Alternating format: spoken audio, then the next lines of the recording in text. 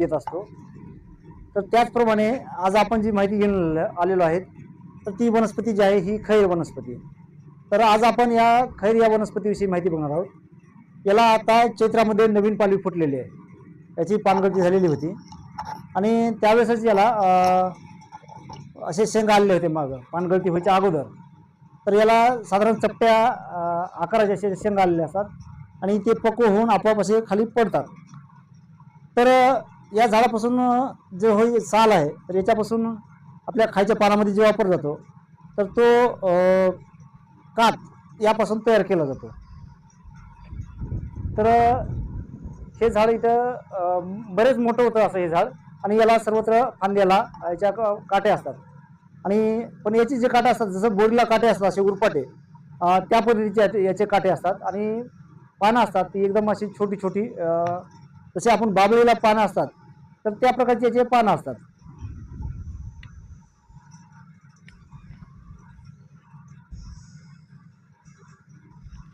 आणि याचं आणखीन एक वैशिष्ट्य म्हणजे पूर्वी किल्ल्याचं बांधकाम करत असताना जो मेन दरवाजा होता, तर त्या मेन दरवाजाचं बांधकाम मजबूत व्हावं यासाठी याचा उपयोग केलेला असायचा.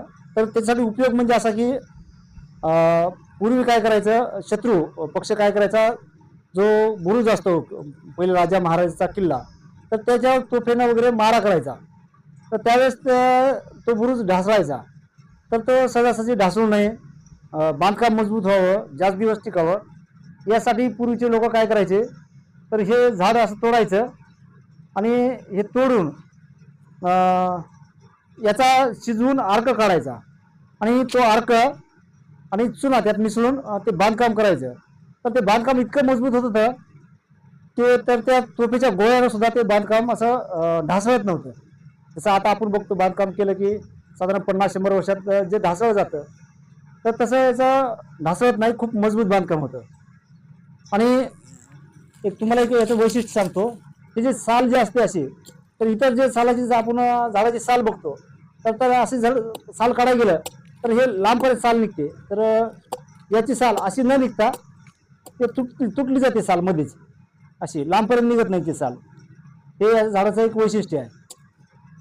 असं इथं कट होते.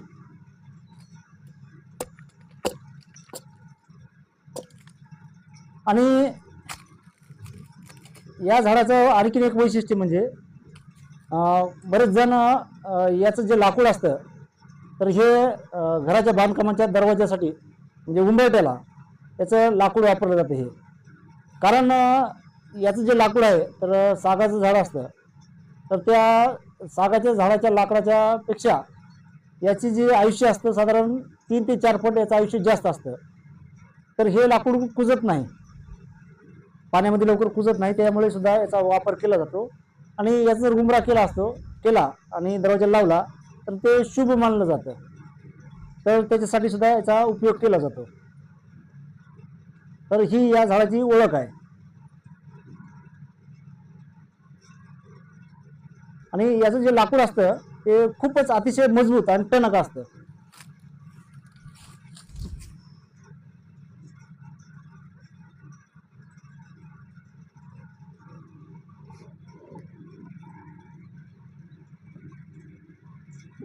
Open your Angel One account in 3 quick